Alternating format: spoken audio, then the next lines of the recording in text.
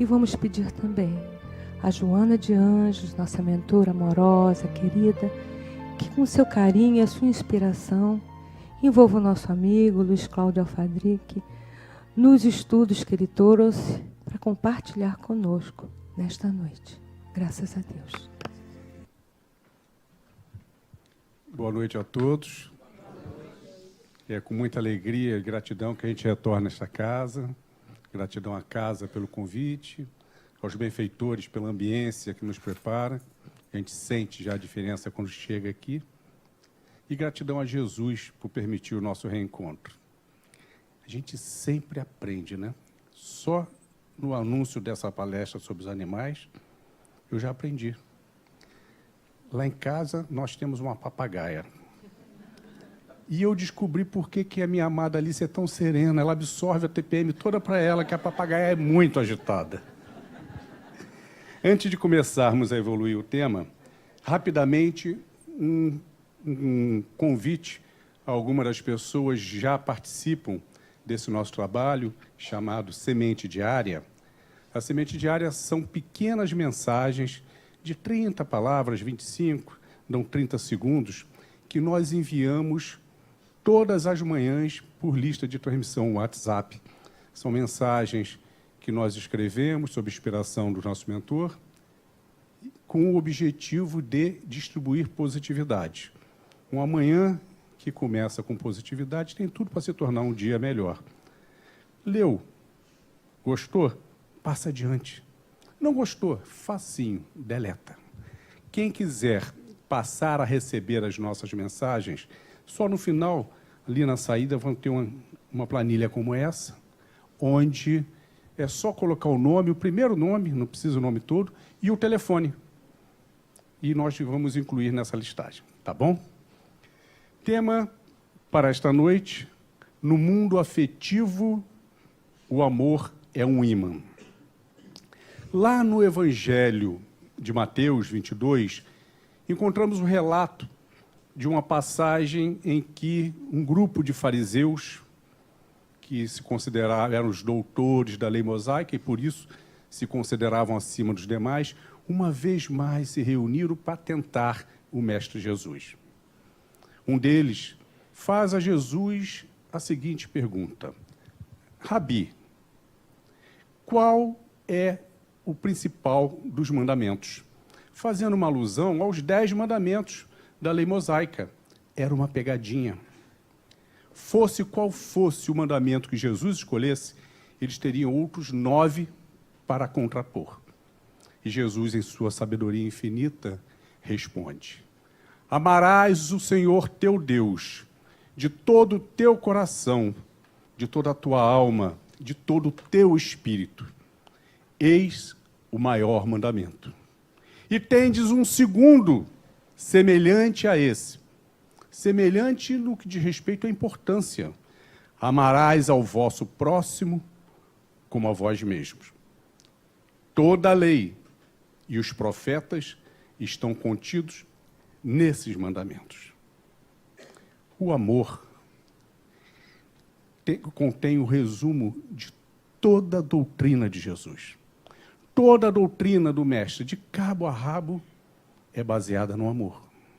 O amor que, por excelência, é o sentimento mais sublime de todos. No início, quando todos nós começamos a transitar neste planeta de provas e expiações, éramos ainda muito animalizados, primitivos, instintivos. Tínhamos as nossas atitudes capitaneadas pelos nossos instintos. À medida que as reencarnações foram acontecendo, o nosso processo evolutivo, desenvolvemos as sensações. E essas passaram a comandar as nossas atitudes. Processo que continuou durante milênios, e chegamos ao estágio que hoje nos encontramos, onde somos capitaneados pelos nossos sentimentos. Todas as nossas atitudes são orientadas pelos nossos sentimentos, sejam eles bons, sejam eles ruins. E é isso que Lázaro, veio a nos orientar lá no Evangelho segundo o Espiritismo, quando afirmou que o espírito deverá ser cultivado como um campo, onde a riqueza futura só é obtida com o trabalho presente. E é esse trabalho que levará o espírito à sua elevação. E, a partir daí, a compreensão da lei de amor que Jesus nos apresentou. E aí sim, começarmos a dela retirar as delícias da alma. Uma outra contribuição importante que encontramos também lá no Evangelho segundo o Espiritismo é do espírito Fenelon, quando ele define o amor. Diz Fenelon que o amor é de essência divina, e todos vós o possuís em vossos corações, pois ali foram implantado por Deus como semente que crescerá à medida que vamos desenvolvendo a nossa inteligência e moralidade. O benfeitor Emmanuel, através das mãos maravilhosas de Chico Xavier, vem na obra Ceifa de Luz a afirmar que o amor é um poderoso imã, do qual ninguém consegue escapar do seu poder de atração. Pois é o seu magnetismo que faz aquecer e crescer aquelas sementes divinas implantadas pelo Pai em nossos corações. Assim, para que possamos vivenciar a lei de amor como Jesus nos ensinou, precisamos desenvolver a capacidade de amar ao próximo. É uma tarefa longa e difícil, pois, para o nosso êxito, temos que enfrentar o maior dos obstáculos, chamado egoísmo.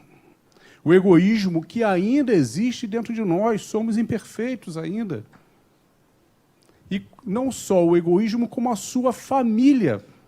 Orgulho, vaidade, ganância, avareza, desejo de vingança, e assim, maledicência, e assim vamos.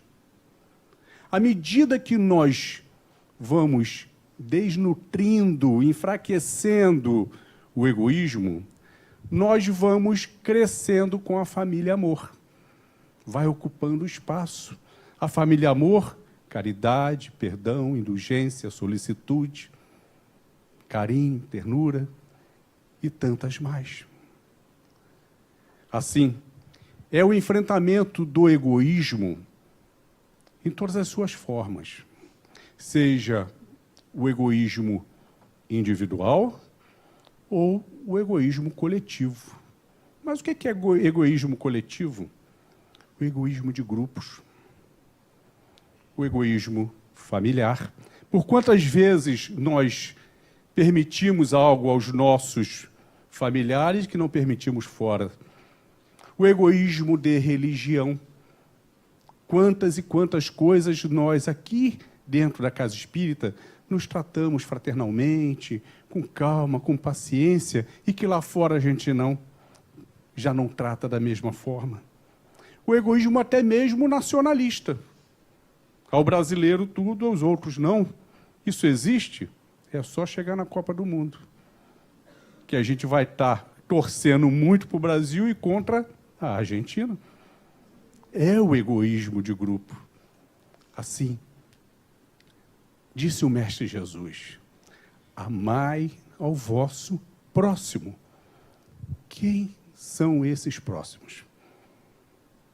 Não é o consanguíneo, não é aquele que divide conosco a mesma religião ou a mesma nação. É toda a humanidade. E os benefícios oriundos do vivenciar a lei de amor vêm justamente a ser a evolução da raça humana, e, consequentemente, a felicidade. Diante desses objetivos tão consistentes, mesmo os corações mais endurecidos se reformarão, pois é da natureza humana desejar aquilo que nos faz bem. Por mais duro que seja o coração, se percebe o benefício, ele quer para ele também. É uma questão de tempo. Assim, trabalhar, vivenciar com esse tipo de pessoas, as pessoas de corações endurecidos, é algo que é importante. E é aí que entra a importância da missão família. A família, aquele laboratório, aquela pequena oficina que Deus nos inseriu em cada uma de nossas encarnações. Pois é na família que a sabedoria, a justiça, a bondade infinitas do Pai permite que nós voltemos a conviver com muitos dos nossos afetos do passado, mas também com muitos dos nossos desafetos. Nossos carrascos ou nossas vítimas, aqueles com quem somos endividados ou credores. Aqueles pelos quais nutrimos no passado os piores sentimentos e ainda nutrimos, para que possamos ali, dentro daquela pequena oficina, pela força dos laços de família, viver, conviver com as diferenças no objetivo de transformar aqueles sentimentos ruins em amor. É neste pequeno núcleo, nessa pequena oficina, reforçado por estes laços de família, é que nós vamos aprendendo a lidar com os diferentes, nos capacitando a lidar do lado de fora com a macrofamília, com o mundo. Deus nos coloca ali no núcleo, relativamente, todos os tipos de personalidades, de comportamentos diferentes que encontramos também do lado de fora. Na nossa pequena família, nós encontramos aquele parente carinhoso, o parente rude, aquele parente verdadeiro, aquele maledicente, aquele amoroso, o outro rancoroso. Vamos encontrando todas as disparidades de personalidades e comportamentos. Que do lado de fora, possivelmente, teríamos 1 ou 2 contatos e nos afastaríamos, mas que os laços de família nos fazem voltar a conviver e a conviver. Nascemos ali pequenininhos, nascemos pequenos e já começamos o nosso relacionamento, pai, mãe, vovó, irmãos, tios, e à medida que vamos crescendo, aquilo parece que vai se expandindo, primos, sobrinhos. Daqui a pouco começam a chegar os agregados, esposo, esposa, nora, genro, sogro, sogra. Olha a dificuldade aumentando, não querendo dizer que sogra seja dificuldade. Tem essa fama, mas é brincadeira. Mas para muita gente não é o meu caso, graças a Deus, muito pelo contrário. Nutro pela minha Julinha o sentimento de gratidão, porque acabou ela sendo meu cupido. A Madalice era minha colega de Miguel Couto Baense, pré-vestibular. Tinha o melhor caderno da classe. Eu faltava umas aulas, onde é que eu ia recorrer? O melhor caderno. Aí ia à casa dela, de dia, pedi o caderno emprestado. E ali, em contato, conheci a dona Júlia, na época, com seus 47 anos. Olhei para ela, aquela senhora muito bonita, elegante, toda. Eu olhei para ela, olhei para a Madalice, falei assim, vai ficar igual. esse trem me serve, é nele que eu vou investir os meus ingressos. E graças a Deus estamos aí 40 anos juntos. Não posso dizer que tenho a sogra, porque ganhei, na realidade, uma segunda mãe e um segundo pai. Mas o convívio com as pessoas difíceis é extremamente importante. Aí algumas pessoas dizem assim, é fácil para você, porque a sua família, os laços de família claramente estão bons. Vai lá ver a minha. Vai lá, quero ver você estagiar por lá. Não pediu para nascer ali, não sei por que eu estou. Não pediu, implorou. Implorou para nascer ali. Deus não erra. Todos nós nascemos exatamente no núcleo familiar que precisávamos nascer. Nas condições socioeconômicas que precisávamos. Na formatação física que precisávamos. Tudo é devidamente colocado de modo a facilitar ao máximo aquilo que é o objetivo da encarnação, o nosso processo evolutivo, transformar as nossas falhas em virtudes, nossos sentimentos ruins em sentimentos positivos. Assim, o convívio, o contato com as pessoas difíceis é extremamente útil e necessário dentro do processo evolutivo. Sem elas, não estaríamos evoluindo. Por exemplo, como testar se eu sou paciente, se eu só lido com pessoas boas?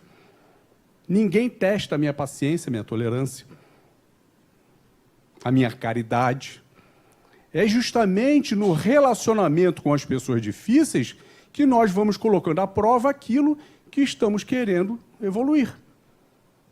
Elas também nos são úteis porque são os nossos instrutores. De imediato, elas nos mostram o que nós não queremos ser e que por tantas vezes criticamos e somos iguais ou piores. Mas nos mostram, não quero ser assim. Por outro lado, elas, as pessoas difíceis, com a sua sinceridade, às vezes ácida, têm o prazer de apontar o dedo e nos mostrar as nossas falhas. Falhas que algumas nós sabíamos que tínhamos, mas que achávamos que ninguém percebia. E ela mostra que se percebe. Olha o favor que está nos fazendo. Outras falhas que realmente nós não sabíamos que tínhamos. E ela está nos mostrando, novamente, um benefício. Que por muitas vezes aqueles que nos amam deixam de nos mostrar as falhas porque não querem nos melindrar, querem nos poupar de aborrecimentos ou tristezas. E essas pessoas difíceis mostram. As pessoas boas também são muito úteis. Primeiro que elas nos dão o exemplo do que nós queremos ser. Quero ser paciente como fulano, ciclano, beltrano. Quero ser caridoso como fulano, ciclano, beltrano. Ótimo. Vou trabalhar para isso. Segundo, que ela nos dá o combustível necessário para perseverarmos no convívio com a pessoa difícil. Por quê? Porque conviver com as pessoas boas, harmoniosamente, é muito bom. Logo, eu preciso conviver harmoniosamente com todas as pessoas. É isso que a lei de amor nos determina. Ah, mas tem gente que não dá. Não tem jeito. Meu santo não cruza com o dela. Coitado dos santos. Não tem nada com isso. Realmente tem pessoas que existe aquela barreira. Olha lá, lembra? Reencontro de desafetos. Não lembramos, mas o espírito tem registrado. As energias não se batem. Mas por isso estamos nos reencontrando, para enfrentar isso. Mas não é só essa a explicação quando a gente não bate com alguém. Por vezes a explicação está nesta vida mesmo. Por quantas e quantas vezes nós formamos uma ideia negativa sobre alguém, esse Zuda é metido a isso e aquilo, quando a pessoa só é tímida. A pessoa muito tímida passa por isso. Sofri isso toda a minha vida. Em toda a minha parte de adolescente, eu muito tímido, as pessoas me achavam muito metido. Aí, quando a gente tem uma oportunidade, numa dessas curvas da vida, de estar com aquela pessoa, aí, cara, não é nada daquilo. A pessoa só é tímida. Por outras vezes, nós não gostamos de alguém gratuitamente porque deixamos os nossos ouvidos abertos à maledicência de terceiros. Pessoas que vêm nos impregnar sobre alguém, nos dão as piores referências. E a gente aceita, sem sequer se preocupar em tentar confirmar. Lá na frente, depois de tanto tempo perdido,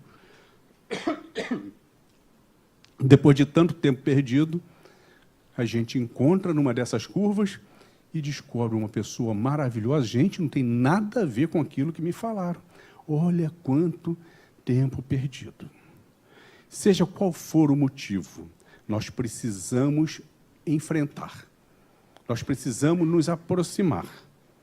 Se não conseguimos nos aproximar diretamente, chamar ao diálogo para ir costurando essa mudança positiva, porque a pessoa não permite o acesso, vamos usar da mais poderosa ferramenta que Deus nos fornece, a prece. A prece, que, como disse Chico, é uma das coisas que a gente não precisa fazer economia. Prece a gente faz toda vez que tem vontade ou a oportunidade. Quando alguém é muito difícil conosco, aquela pessoa que tem o prazer de nos perseguir, seja aquele parente, seja aquele vizinho que vive tomando conta da vida, seja aquele colega de trabalho que tudo que ele faz é melhor, o que você faz é o pior, seja qual for o motivo, por aquela pessoa, se não tenho chance de chegar, eu tenho chance de orar. Todos nós, espíritas, desenvolvemos o hábito da prece, principalmente na hora do recolhimento.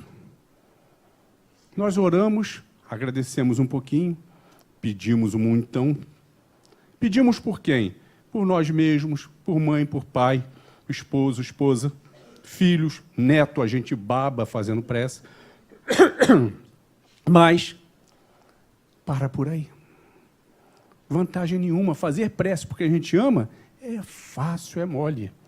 Precisamos, sim, incluir nas nossas preces por essas pessoas difíceis que fazem despertar dentro de nós os nossos instintos primitivos, fazem despertar dentro de nós os nossos sentimentos ainda bem baixos. São essas pessoas que nós precisamos orar por ela. Mas tem alguma coisa errada nessa história. Quando a prece, para ser verdadeira, ela tem que ter sentimento. A prece que não tem sentimento não passa do teto. É verdade. Mas como é que eu vou fazer uma prece se o que eu sinto por ela não é nada de bom? Pede ajuda. Pede ajuda ao seu mentor. Pede ajuda a Jesus. Pede ajuda a Deus. Meu Deus, acabei de fazer a prece por quem eu amo, mas tem aquela pessoa que desperta em mim meus piores sentimentos. Por favor, Deus, me ajuda a mandar algo de positivo para ela. E acolhe aquela pessoa, orienta aquela pessoa, para que ela possa me enxergar diferente. Está feita a prece. Experimentem. Primeiro que quando a gente faz essa primeira prece, depois a gente sente um trocinho diferente, um troço positivo. No dia seguinte a gente pede ajuda de novo. E de novo, e de novo, de repente, quando a gente vê a gente está fazendo a prece sem pedir ajuda, já ingressou na nossa natureza. E é impressionante como isso funciona. Aquilo é um trabalho quase que homeopático, paulatino. Aquela pessoa, devagarzinho, vai mudando positivamente em relação a nós. Porque ela recebe todo dia uma injeção, um jato de energia positiva que nós estamos encaminhando para ela. Mas, além disso, quando nós estamos dormindo, em que o nosso espírito está liberto, é a hora que o nosso mentor vem conversar conosco. Vem dar o parabéns pela vitória, vem dar o puxão de orelha, vem dar as instruções. E certamente o mentor daquela pessoa vai estar mostrando para ele, está vendo lá? Aquela pessoa que você persegue acabou de orar por você novamente. E ela vai melhorando em relação a gente. Mas não é só isso. Nós vamos melhorando em relação a ela. Porque aquele sentimento positivo desenvolvido pela prece vai fazendo parte da nossa natureza. Quer voltar a conviver com alguém na próxima encarnação? Odeia ela. Pragueja ela. Guarda mágoa. É certo que vai voltar a conviver. É a justiça divina em ação. Falava sobre isso num auditório, numa casa lá de Niterói. E assim, na segunda fila, uma senhorinha levantou a mão e disse assim: moço, o senhor está querendo dizer que eu vou ter que voltar a conviver com a praga daquele meu ex-marido? Vai, com toda certeza vai, enquanto nutrir por ele esse tipo de sentimento. Mas não obrigatoriamente como esposo. Pode vir como um filho, como uma filha, como um pai, como uma mãe. De alguma maneira, a justiça divina coloca novamente em contato para que possa fazer esse processo e transformar esse sentimento. Mas quando nós viemos para cá, para o mundo material, a gente participa lá da escolha das provas e expiações, chegamos lá, apresentamos uma lista do que nós queremos fazer para vencer a etapa. A bondade infinita do Pai glosa a 80%, não resolve só esses 20% aqui, que está para lá de bom. Se levar muita coisa, não vai fazer nada. Então, nós deixamos lá uma lista ainda pendente. Levar para lá de volta um antagonismo, um litígio, é, no mínimo, uma insanidade que nós estaremos acrescentando à nossa lista. Assim, é disparar esse processo, se não diretamente através da prece.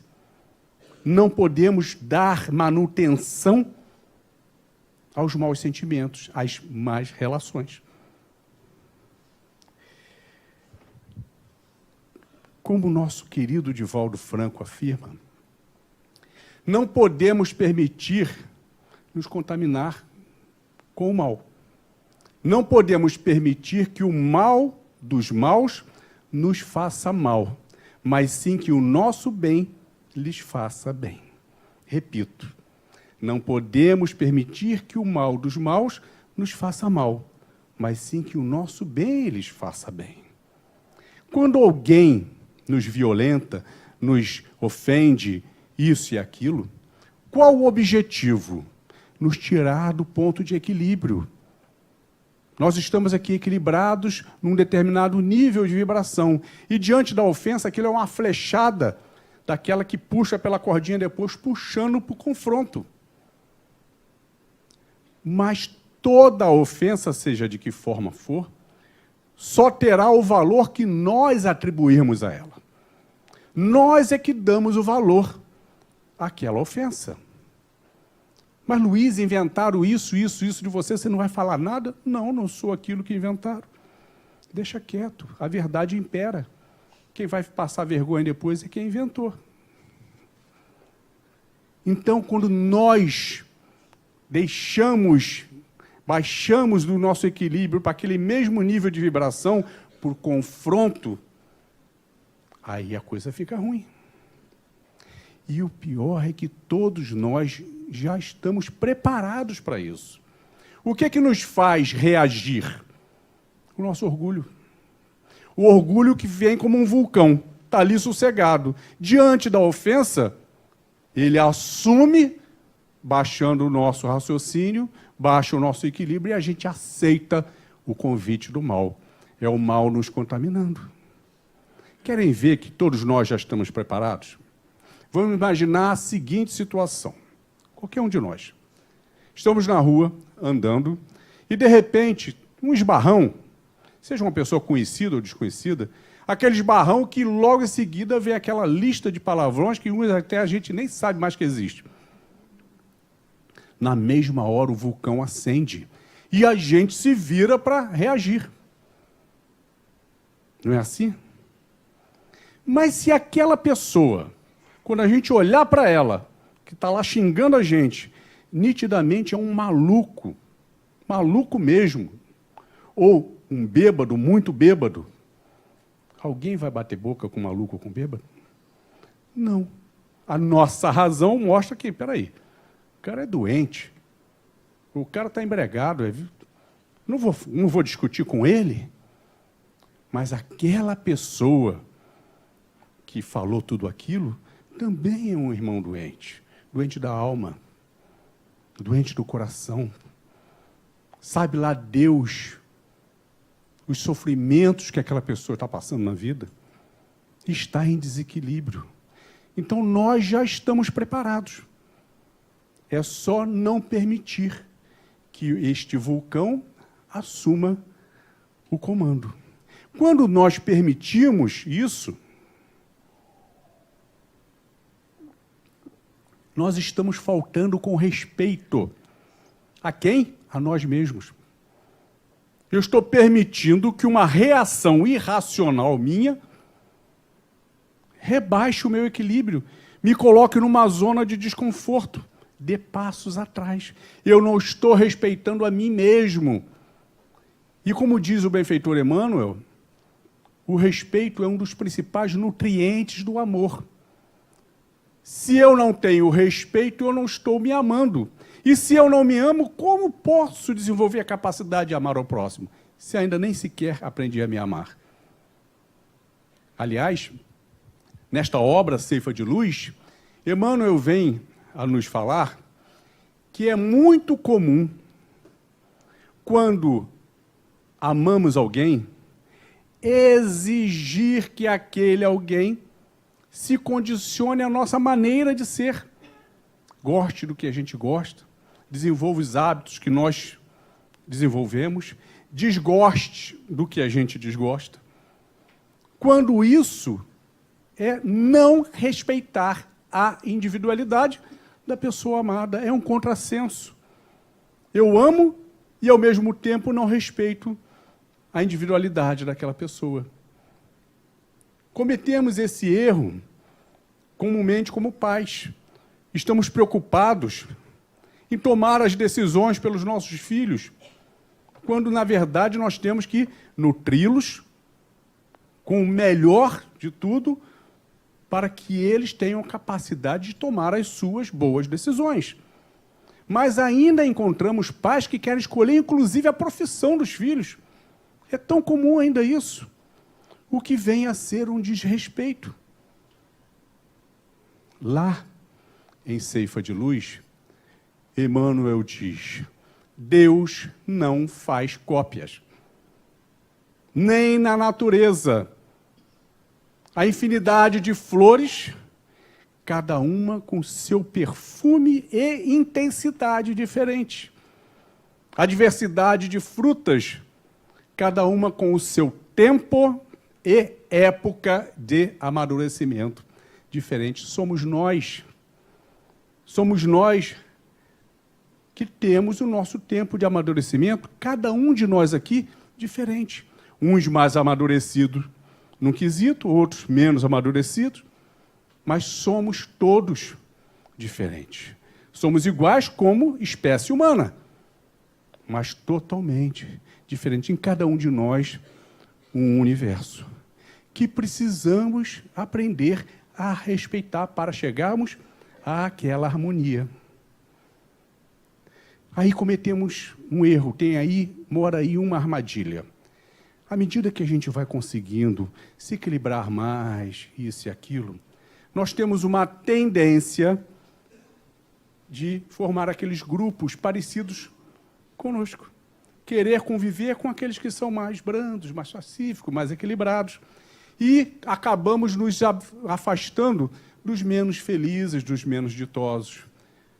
O que é necessário, precisamos conviver com eles nesse processo, Que exemplo nós temos maior do que o de Jesus de Nazaré? Um espírito puro, um espírito perfeito. Há 4 bilhões e meio de anos já era o espírito puro responsável pelo nosso sistema. Há 2000 anos somente se adensou, se fez carne. Um espírito feliz veio conviver com quem? Com nós, os miseráveis, os impuros, os imperfeitos, nos passando ali as sementes de felicidade. É o que precisamos. Estamos a anos-luz de distância da perfeição de Jesus. Mas é o que precisamos, à medida que nós vamos consolidando esse nosso equilíbrio, estarmos atentos ao que podemos doar àqueles que ainda não chegaram. Isso nos lembra uma fala de Mahatma Gandhi, quando disse que uma pessoa de paz consegue mudar a estrutura de uma casa. Uma casa em paz muda a estrutura de uma rua. Uma rua em paz muda a estrutura de uma cidade. Uma cidade em paz muda a estrutura de um país. E um país em paz muda a estrutura do mundo. Tudo que fazemos para o nosso aperfeiçoamento, fomos criados, simples e ignorantes, destinados à perfeição, à paz. É isso que nós pretendemos chegar. E é isso que nos faz vir à casa espírita. Assistir às palestras, fazer parte dos grupos de estudo. Porque tudo que nós estudamos nessa doutrina de amor nos é ferramental para construirmos a nossa paz. Mas aí tem uma outra armadilha. Saímos daqui leves. Chegamos em casa, estamos vivenciando o que nós aprendemos aqui? Estamos vivenciando dentro do nosso lar a busca da paz, o exercício do que aprendemos? Nos preparando para a macrofamília? Estamos. Minha casa está com muito mais paz, que bom. Mas tem aquele dia, aquela hora que pega a gente, parece que fragilizado. Às vezes uma coisinha de nada e a gente desbaratina e chuta o balde. E quando vai ver, uma reação intempestiva em cima de algo tão pequeno. E logo depois vem aquele remorso. Meu Deus, dei 10 passos atrás. Eu pensei que nunca mais fosse ter essa reação. Aí vem o desânimo? Não, o ânimo.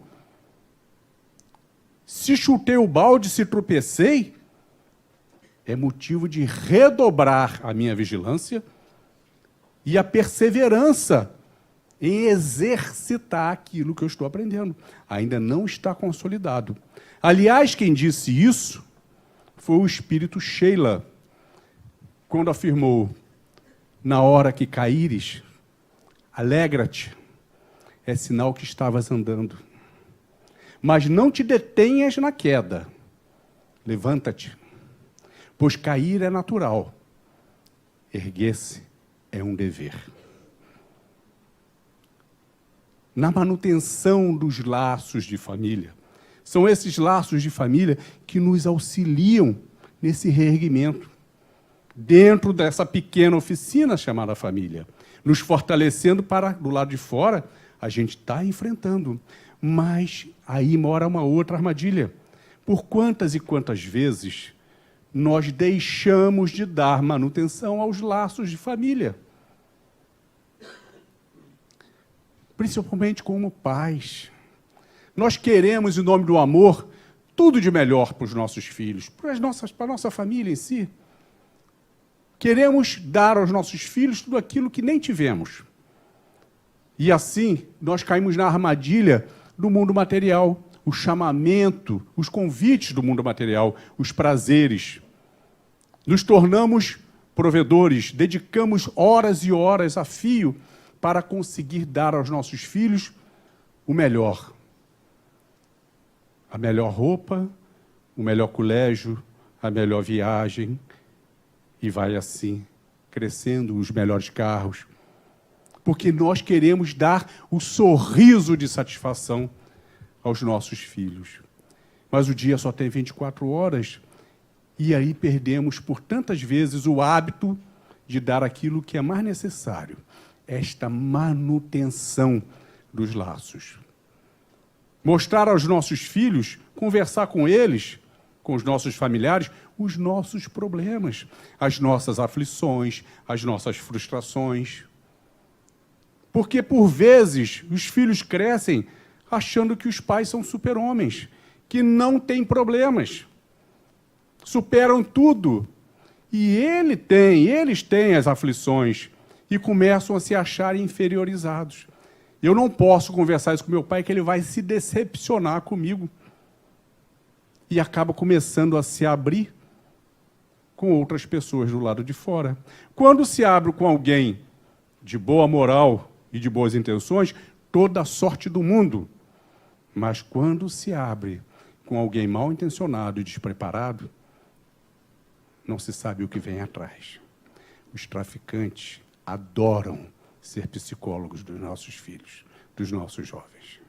Assim, este detalhe de estarmos atentos à manutenção dos laços de família, que é o que nos auxilia nesta etapa, a etapa de nos prepararmos para o mundo exterior.